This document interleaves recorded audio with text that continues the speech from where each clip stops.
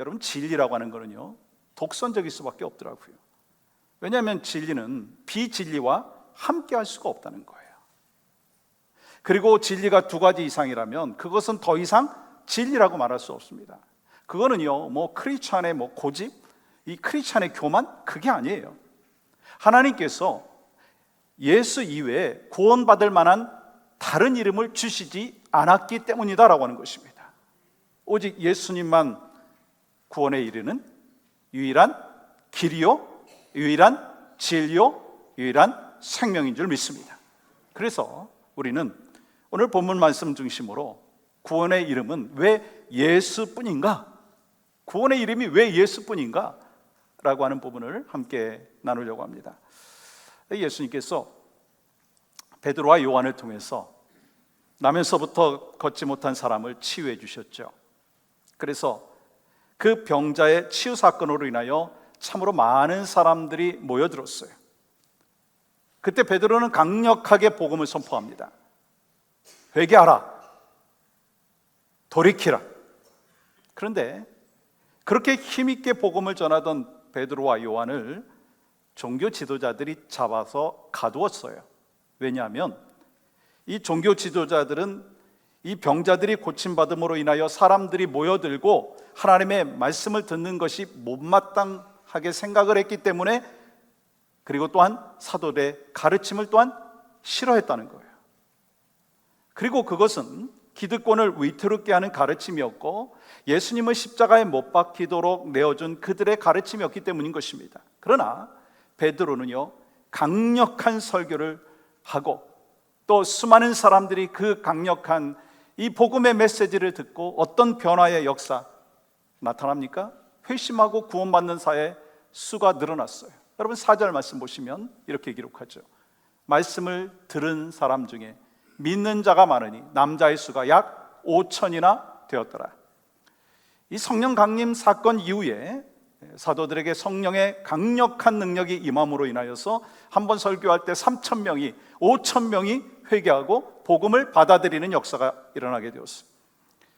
이 나면서부터 걷지 못한 사람이 걷게 되고, 그러면서 사람들이 모여들고 회심을 합니다. 그러니까 이 종교 지도자들이 볼 때는요, 뭔가 좀 심상치 않은 사인이 있는 거예요. 뭔가 일어날 것 같아요. 그래서 그들의 마음에 불편함이 있기 때문에 베드로와 요한에게 이렇게 질문하고 있습니다. 5절부터 7절까지 말씀 보시면 이렇게 기록하죠. 이튿날 관리들과 장로들과 서기관들이 예루살렘에 모였는데 대제사장 안나스와 가야바와 요한과 알렉산더와 및 대제사장의 문중이 다 참여하여 사도들을 가운데 세우고 묻되 너희가 무슨 권세와 누구의 이름으로 이 일을 행하였느냐? 여러분, 이 질문 한번 좀 잘 생각해 보시겠어요?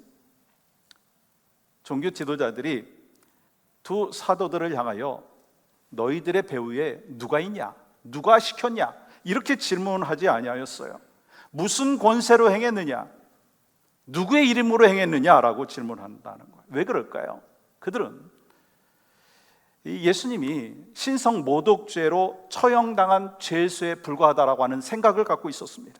그런데 그 이름으로 안진뱅이를 고쳤다니까 이단을 퍼뜨리는 죄가 되는 거예요. 그래서 종교 지도자들은 사도들을 이단으로 몰아가기 위해서 누구의 권세로 누구의 이름으로 행했느냐라고 질문하는 거예요. 그러니까 이 지금 종교 지도자들의 질문은요, 이 사도들을 향하여, 베드로와 요한을 향하여 좀 뭔가 책을 잡기 위한, 음모를 꾸미기 위한 그런 과정이었습니다.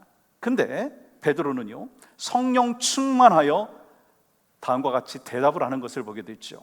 8절부터 10절까지 말씀입니다. 이에 베드로가 성령이 충만하여 이르되 백성의 관리들과 장로들아, 만일 병자에게 행한 착한 일에 대하여 이 사람이 어떻게 구원을 받았느냐고 오늘 우리에게 질문한다면 너희와 모든 이스라엘 백성들은 알라.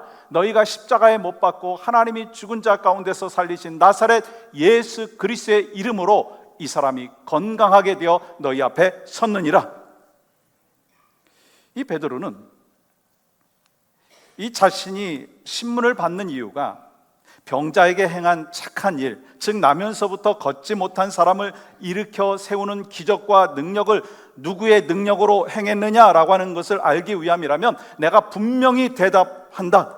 그것은 무엇이냐면 십자가에 못 박아 죽었으나 하나님이 죽은 자 가운데서 살리신 나사렛 예수 그리스도가 지금 예수 그리스도의 능력의 이름으로 일으켜 세웠다. 분명하게 담대하게 선포하고 있어요. 솔직히 지금 이 상황은요, 자신을 죽일 수 있는 그 사람들을 향해서 전혀 두려움이 없고 담대하게 그들의 잘못, 그들의 모순을 비판하고 있는 것입니다. 여러분, 그렇게 베드로는 신문을 받는 자리에서도 담대하게 예수 그리스도의 복음을 증거했어요. 이 오순절 설교에서도, 솔로몬 행각에서도 설교할 때도 그랬고요, 지금 공회에서도 너희가 예수 그리스도를 십자가에 못 박았지만 하나님이 다시 예수를 살리셨다, 그 말씀을 전하고 있는 거예요. 그러면 여러분, 왜 베드로가 이 반복적으로 진리의 말씀만을 전하고 있느냐는 거예요. 왜 십자가에 못 박아 죽으셨지만 사흘 만에 부활하시고 사망 권세 이기셨다라고 하는 것을 증거하느냐는 거예요. 왜냐하면 예수 그리스도의 진리만이 사람을 변화시킬 수 있기 때문인 것입니다. 그리고 베드로는요, 예수 그리스도의 십자가의 능력과 그분의 권세와 능력으로 기적이 일어난 것이다 라고 하면서 아주 분명한 메시지를 선포하고, 아주 유명한 메시지를 선포하고 있는데, 그 말씀이 바로 12절입니다 12절 이렇게 기록하죠. 한번 같이 읽을까요? 시작. 다른 이로서는 구원을 받을 수 없나니 천하 사람 중에 구원을 받을 만한 다른 이름을 우리에게 주신 일이 없음이라 하였더라. 여러분, 주님은 굉장히 단호한 구원관에 대해서 말씀하고 있어요. 오늘 본문의 말씀은 이 다른 사람들에게, 세상 사람들에게 이런 질문을 가져다 줍니다. 기독교가 너무 배타적인 것 아닌가요? 너무 독선적인 것 아닌가요? 왜 기독교는 다른 종교에 대하여 선을 긋느냐라고 하는 것을 이야기합니다. 여러분, 그런 면에서 보면 여러분, 오늘 본문 12절은 아주 중요한 두 가지의 질문을 할 수가 있다는 거예요. 이 첫 번째 질문은 우리에게 구원이 꼭 필요한가? 우리에게 구원이 꼭 필요한가? 우리에게 구원이 꼭 필요한가를 다루기 전에 인간은 어떤 존재인가라고 하는 것을 먼저 생각해 봐야 합니다. 인간은 죄인인가? 의인인가? 뭐 쉽게 말하면 성선설이냐 성악설이냐 라고 얘기하죠. 인간은 원래 착하게 태어나서 세상 살다가 보니까 때가 묻어서 악하게 변질되었다, 아니면 원래 악한 마음을 품고 태어났다.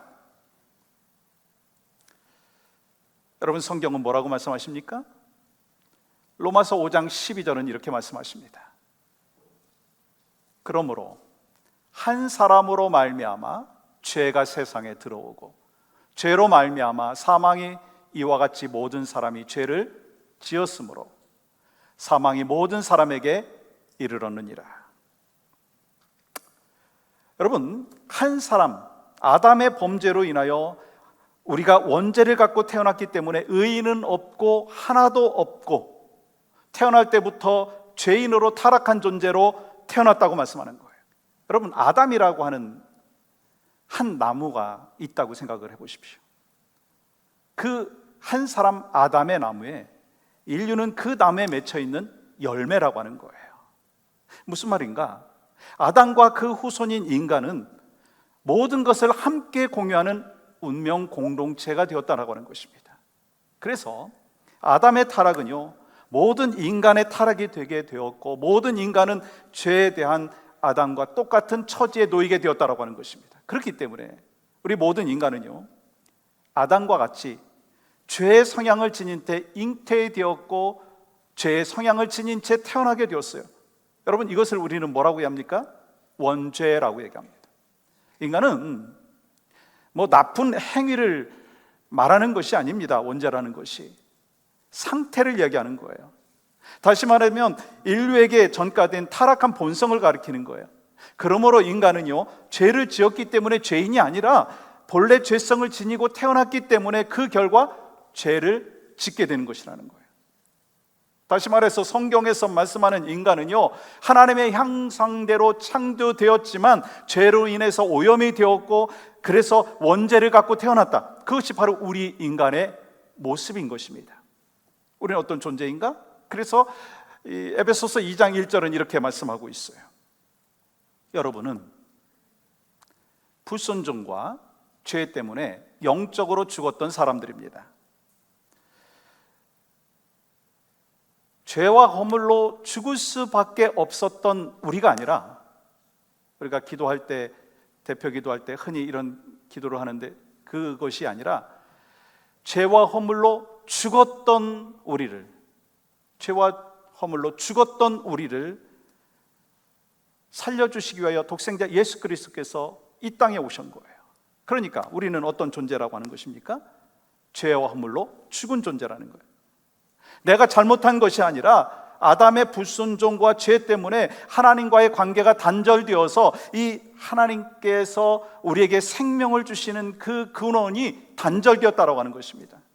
그러니까 이 하나님을 떠난 사람에게는요, 생명이 없는 거예요. 그 결과 우리가 어떻게 되었어요? 영적으로 죽은 상태가 된 것입니다. 그래서 성경은 뭐라고 말합니까? 본질상 진노의 자녀였다 말씀하시죠. 에베소서 2장 3절 말씀 보세요. 전에는 우리도 다 그 가운데서 우리 육체의 욕심을 따라 지내며 육체와 마음에 원하는 것을 하여 다른 이들과 같이 본질상 진노의 자녀였더니, 이것이 바로 하나님 앞에 선 인간입니다. 우리가 본질상 진노의 자녀였다는 거예요. 태어날 때부터 죄와 사망 가운데 놓여 있기 때문에 진노의 자녀였다, 아주 무서운 말을 하고 있는 것이에요. 근데 여러분 어떻게 생각하세요? 너무 지나치다고 생각하지 않습니까? 너무 좀 우리 인간에 대해서 좀 지나치다 그렇게 생각하지 않습니까? 뭐 예를 들어서 이런 거예요. 여러분의 자녀를 낳았어요? 자녀를 낳았어요. 자녀 낳은 게 너무 오래되었다면 손주를 낳았어요. 이 손주를 딱 보니까 어린아이가 참 해맑아요. 정말 흠이 하나도 없고 죄가 하나도 없고 티가 하나도 없는 것 같아요. 그 얼굴을 보면서 우리는 뭐라고 얘기합니까? 천사와 같다, 그런 얘기 하잖아요. 저만 쓰는 용어인가요? 여러분 어떻게 그런 얘기 하지 않습니까? 그런데 어떻게 그 아이를 보고서 본질상 진노의 자녀라고 말하게 되느냐라고 하는 거예요. 아이들을 보고 죄인이라고 부른다면 뭐 좀 너무 잔인한 거 아닌가요? 뭐 억지 소리 같지 않습니까? 근데요, 그 어린아이에게 그런 예쁜 모습만 있느냐라고 하는 거예요. 어떨 때는요 막 떼쓰죠, 욕심부리죠, 막 싸워요. 애기 방에 가보면 아이들이 뭐 가르쳐주지도 않았는데 막 빼앗고 막 그러면서 때리고, 그것도요 이 애기들 돌보는 그 선생님들 안 볼 때 막 때리는 거예요. 누가 가르쳐 줬나요? 뭐 고집불통의 모습을 보면서 우리는 어떻게 생각합니까? 우리 인간은 태어나면서부터 선한 모습도 있지만 그렇지 않은 그 모습이 공존하고 있다라고 하는 거예요. 그럼에도 불구하고 성경은 아주 단호하게 전적으로 타락된 존재다라고 말씀합니다. 만약에 여러분이 어린 자녀들을 야 니들 마음대로 살아라 그렇게 한다고 생각을 해보세요. 혹시 하고 싶으신 분은 오늘 가서 해보십시오. 니들 마음대로 살아라. 그러면 당장 나 학교 안 갈 거야. 하루 종일 막 게임만 할 거예요. 맨날 소다 마시고 맨날 정크푸드만 먹게 될 거예요. 아무 일도 하지 않아요. 이와 같이 세상에는 악한 것들이 너무 많아서 아이들이 그 악에 너무 쉽게 노출이 된다는 거예요. 그리고 그들이 원하는 세상은요, 뭐 누가 간섭하거나 막 시비 걸거나 하기 싫은 것을 막 시키는 거, 그걸 원치 않는다라고 하는 거예요. 우리 모두 마찬가지예요. 타락한 육체의 욕심과 타락한 마음이 원하는 것은요 뭐냐면 본질상 진노의 자녀의 모습입니다. 여러분 우리 자녀들뿐만 아니라 우리 마음속에도 그런 거예요. 이와 같이 죄의 본질이 다 있다라고 하는 거예요. 그래서 예수님께서 이렇게 말씀하시죠. 로마서 6장 23절 보시면 죄의 삭은 사망이다. 쉽게 말하면 여러분이 하나님 앞에 갔어요. 근데 진단서를 받았어요. 이 진단서에 보니까 나의 상태를 이야기하시는데 이렇게 말씀하시는 거예요. 병명, 죄, 상태, 절망적임, 치료 가능성이 거의 없음. 그래서 하나님의 영광에 이르지 못하게 됩니다. 그러므로 하나님께서는요, 작은 죄도 용납되지 아니하기 때문에 반드시 죄의 문제를 해결해야 된다라고 말씀하는 거예요. 무슨 말씀인가? 인간은 원죄로 인해서 죄를 지을 수밖에 없고 그 죄를 해결하지 않고서는 절대로 구원을 받을 수 없다. 그렇다면 우리는 두 번째 질문할 수 있습니다. 어떻게 우리가 구원을 받을 수 있는가? 예수 그리스도만으로 구원을 받을 수 있는가? 왜 그러면 예수 그리스도의 이름만으로 가능한가? 라고 하는 거예요. 여러분, 우리의 구원자가 되기 위해서는요, 죄가 하나도 없어야 돼요. 근데 우리 모든 인간은 죄를 갖고 태어났어요. 죄가 없으신 분은 오직 예수 그리스도 한 분밖에 없어요. 그래서 예수 그리스도가 죄가 하나도 없으시고 완전하시기 때문에, 그래서 우리는요, 우리의 죄를 위해서 십자가에 죽으신 예수 그리스도를 믿음으로 구원의 역사를 경험하게 되는 것입니다. 다시 말해서 우리가 죄 때문에 지옥 가서 당할 그 고통을 예수님께서 십자가에서 대신 당하신 것이라는 거예요. 그리고 왜 그러면 예수님께서 유일한 구원자가 되시는가? 여러분, 사탄보다 능력이 강한 분은요, 예수님밖에 없어요. 그래서 예수님께서는요, 사탄 아래 매여 있는 우리를 구원하셨다는 거예요. 예수님께서 십자가에서 죽으실 때 이 사탄에게 정복당하는 것 같고 십자가에서 다시는 살아나지 못할 것 같았지만 사망 권세 이기시고 3일 만에 부활하셨어요. 왜요? 사탄을 이길 수 있는 권능, 권세, 파워가 있으시기 때문에. 그리고 예수님께서는 지금 하나님 우편에 앉아 계시면서 하늘에 있는 자나 땅 아래에 있는 자나 모두가 자기 무릎을 꿇고 경배 받으시는 그 구주가 되셨다는 거예요. 그리고 이 땅에 유일한 구원자는 오직 예수뿐인 것입니다. 그래서 사람들은요, 기독교를 좀 편협하다, 이기적이다 말하는 거예요. 근데 할 수 없어요. 그것이 진리이기 때문에. 여러분, 세상에는요, 진리가 많습니다. 성경은요, 뭐라고 말했냐면 진리는 예수라고 하는 거예요. 이게 바로 성경에서 말씀하는 진리인 거예요. 그러면서 예수가 누구인가? 예수는 구원의 길이요, 구원의 유일한 진리요, 생명이라고 말씀하는 거예요. 또한 죄에 빠진 인류를 구원하기 위해서 이 땅에 오셔서 중보하고 계시다라고 말씀하십니다. 그렇기 때문에 예수님은요, 여러 길 가운데 하나의 길이 아니라 유일한 길이라는 거예요. 예수 밖에는요, 어떤 구원도 없다는 것입니다. 죄 용서받을 수 있는 유일한 길은 오직 예수 그리스도의 보혈의 피밖에 없는 줄 믿습니다. 여러분 아시죠? 구원이요, 선행을 해서 얻을 수 있는 게 아니에요. 구원은요, 착한 행동을 해서 되는 게 아니에요. 노력을 해서 되는 게 아니에요. 구제 많이 해서 된다는 게 아닙니다. 교회 열심히 나온다고 구원받느냐? 아멘이신가요? 좀 헷갈리죠? 교회만 나온다고 구원받는 게 아니죠. 오직 예수 그리스도를 구주로 영접한 그 하나님의 사람에게 구원의 역사, 생명의 역사, 진리의 역사는 항상 있게 되는 줄 믿습니다. 근데 세상은 유일한 구원의 길인 예수 그리스도를 알지 못하기 때문에 기독교가 독선적이다, 배타적이다, 편협하다 그러면서 거부하는 거예요. 그러나 여러분, 진리는요, 배타적일 수밖에 없다는 거예요. 왜요? 하나님께서 예수 그리스도의 이름 이외에 다른 이름을 주신 것이 없어요. 구원의 이름, 다른 이름을 주신 것이 없고, 구원의 방법, 다른 방법을 주시지 않았는데, 우리가 나이스하게 보이려고, 그래요, 저는 교회 다니니까 천국에 가는 것이고 당신은 뭐를 믿으니까 또 어디로 갑니다. 나이스하지 못하게 된다라고 하는 거예요. 왜요? 하나님이, 창조자이신 하나님이 분명히 말씀하셨고 예수님께서 말씀하신 그 진리를 내가 믿기 때문에 오히려 타협하는 것이요, 잘못된 신앙의 모습의 한 부분이라고 하는 것입니다. 여러분, 베드로가 이 복음을 전파하면서 적당히 하지 않았어요. 그냥 적당히 타협하지 않았어요. 적당히 뭐 기득권 세력에게 잘 보이기 위해서, 그들의 마음을 건드리지 않게 하기 위해서 그냥 정확한 선을 말하지 아니한 것이 아니라 정확하게 말했어요.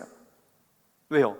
자신이 알고 있고 믿고 확신하는 것이 복음이고, 바로 예수 그리스도만이 구원의 길이고, 예수 그리스도만이 생명의 길이고, 예수 그리스도만이 진리의 길인 것을 분명히 알고 있었기 때문에. 여러분 어떠신가요? 여러분, 성경에 나오는 31,102구절 중에 오늘 본문 12절 말씀은요, 구원에 관한 가장 대표적인 구절 중에 하나입니다. 다시 한번 읽어볼까요? 12절 말씀 보세요. 시작. 다른 이로서는 구원을 받을 수 없나니 천하 사람 중에 구원을 받을 만한 다른 이름을 우리에게 주신 일이 없음이라 하였더라. 아멘이시죠? 오직 예수만이 우리의 구원자이심을 믿으시기를 주의 이름으로 축복합니다. 또 예수님께서 뭐라고 말씀하셨어요? 요한복음 14장 6절에서 이렇게 말씀하십니다. 예수께서 이르시되 내가 곧 길이요 진리요 생명이니 나로 말미암지 않고는 아버지께로 올 자가 없느니라. 오직 구원은 오직 예수 그리스도 안에서 주어지는 줄 믿습니다. 또한 요한복음 11장 25절과 26절 이렇게 기록하고 있습니다. 같이 읽어볼까요? 시작. 예수께서 이르시되 나는 부활이요 생명이니 나를 믿는 자는 죽어도 살겠고 무릇 살아서 나를 믿는 자는 영원히 죽지 아니하리니 이것을 내가 믿느냐? 여러분, 어느 누가 이런 말을 할 수 있겠어요? 우리들을 죄에서 구원할 자 그 예수님은 성령으로 잉태되어서 죄 없이 이 땅에 오셨습니다. 그리고 우리 모든 죄를 대신 짊어지시고 십자가에 못 박혀 죽으셨어요. 이로써 우리에게 뭐가 해결되었어요? 죄 문제가 해결되었어요. 죄 문제를 해결시켜 주시고 사망 권세 이기시고 부활하셨습니다. 그렇기 때문에 오직 예수 그리스도만이 우리의 유일한 구원의 길이고 진리이고 생명인 줄 믿습니다. 얼마 전에 교회를 오는데 어떤 분이 횡단보도에 하나의 피켓을 딱 들고 계신 거예요. 이 피켓을 들고 있는데 그 피켓에서는 딱 한 단어만 쓰여져 있었습니다. Jesus, Jesus. 딱 한 단어만 쓰여져 있었어요. 여러 생각이 좀 스쳐갔습니다. 그분은 뭐 다른 제스처나 뭐 어떻게 막 잘 보이려고 하지도 않았었어요. 그냥 피켓을 딱 들고만 있는 거예요. 이런 생각을 했어요. 사람들이 뭐라고 생각을 할까? 뭐 어떤 사람들은 저 사람 좀 뭐가 이상한 사람이구나 라고 생각할 수도 있고, 또 어떤 사람은 저 사람이 예수를 좀 전하고 싶은 마음이 있겠구나 라고 하는 생각을 할 수도 있고, 또 어떤 사람은 그냥 조롱만 하는 그런 사람도 있었을 것입니다. 근데 저는요, 마음이 좀 뭔가 좀 큰 울림이 있었어요. 뭐 궁금했어요. 저 사람이 왜 저 피켓을 들고 있었을까? 그러면서 저 사람이 어떻게 예수님을 믿게 되었을까? 저 사람이 지금 저 피켓을 들고 어떤 마음으로 서 있을까? 하는 그런 생각을 하고 했습니다. 그러면서 제 마음 가운데 확신이 있었어요. 저분이 뭔가를 전하고 싶은데 그 뭔가가 바로 예수구나. 아마도 저분이 경험한 그 예수를 좀 전하고 싶은 마음이 있었겠구나. 그러면서 오늘 본문에서 이 예수를 만난 이 베드로가 분명하게 오직 예수만이 구원자라고 하는 그 선포의 메시지가 바로 그분이구나, 그 깨달음이 있었어요. 우리 교회는요, 매달 한 번씩 소스몰에 가서 전도를 하지 않습니까? 어떤 분은 찬양을 하고, 어떤 분은 복음을 선포하고, 또 어떤 분은 피켓을 들고, 어떤 분은 막 전도지를 나눠주고. 그때 어떤 분은 이런 말을 할 수 있습니다. 뭐 그렇게 전도해갖고 뭐 효과가 있겠습니까? 뭐 저렇게 한다고 해가지고 뭐 다른 사람들이 뭐 감동이 있겠어요? 뭐 예수님을 믿을 수 있겠어요? 뭐 역효과 나는 거 아니겠어요? 그렇다면 그렇게 말씀하시는 분은 어떻게 예수님의 복음을 전하고 있습니까? 어떻게 지혜롭게 복음을 전하고 있습니까? 어떻게 현 시대에 맞춰서 복음을 전하고 있습니까? 정말 예수님 사랑한다면, 성령의 충만함을 입은 사람이라고 한다면 어떤 방법이 막 지혜롭고 어떤 방법이 효과적이라고 생각하기 전에 때를 얻든지 못 얻든지 복음을 전할 것입니다. 왜요? 우리가 전한 복음의 씨앗은 우리 주님이 자라게 하시고 열매를 맺게 해주신다는 사실을 알기 때문이죠. 그리고 오직 Jesus, 예수의 이름에 능력이 있고 권세가 있다라고 하는 것을 알기 때문인 것입니다. 오늘 우리는 절대적인 진리를 부인하는 종교다원주의 시대를 살아가고 있어요. 그렇기 때문에 우리에게 더욱더 필요한 것이 뭐냐면 예수 그리스도의 절대성을 알고 오직 예수라고 하는 분명한 확신 속에서 신앙의 생활을 해야 된다고 하는 것입니다. 예수 안에 모든 것이 다 들어가 있지 않습니까? 어떤 죄인도 예수 그리스도의 이름의 능력으로 구원을 받을 수 있고, 예수 그리스도의 이름으로 절망에 빠져있던 그 사람이 소망을 얻을 수 있고, 죽었던 자가 살아나는 역사가 예수 그리스도의 이름으로 명하노니 일어나 걸으라 했을 때 안전뱅이도 일어나는 역사가 있었습니다. 여러분 삶 속에서도 이 불편함도 있을 수 있고 한숨도 있을 수 있고 불가능해 보이는 것도 있을 수 있습니다. 그것이 우리의 삶입니다. 그렇지만 이 모든 것을 해결하실 수 있는 분은 오직 예수 그리스도. 이 모든 어려움과 난관 속에서도 주님이 말씀하여 주심의 은혜를 경험하면서 오직 예수만 붙잡고 살아가는 여러분과 저의 삶이 되어야 될 줄 믿습니다. 40년 동안 한 번도 걷지 못했던 이 장애인의 손에 잡아주시고 일으켜 세워주시고 그리고 회복시켜 주신 분이 누구십니까? 나사렛 예수 그리스도의 이름입니다. 일어난 그 장애인이 뛰면서 찬송하면서 하나님 앞에 영광을 올려드렸던 그 이유, 예수 그리스도의 이름의 능력의 역사하심. 그래서 그를 변화시켜 주시고 그 놀라운 능력이 그에게 하나님의 영광을 드러내는 일생으로 변화시켜 주셨듯이 바로 여러분과 제가 구원의 이름 오직 예수 그리스도, 우리에게 유일한 구원자이시고 생명이시고 진리이신 예수 그리스도 안에서 오늘도 살고 내일도 살고 또 내가 살 뿐만 아니라 우리의 자녀들에게, 우리 다음 세대에게, 또 믿지 않는 영혼들에게, 믿음이 없는 영혼들에게 유일한 구원자 오직 예수 그리스도, 그 복음을 전하는 여러분과 저의 삶이 되시기를 주님의 이름으로 간절히 축복합니다.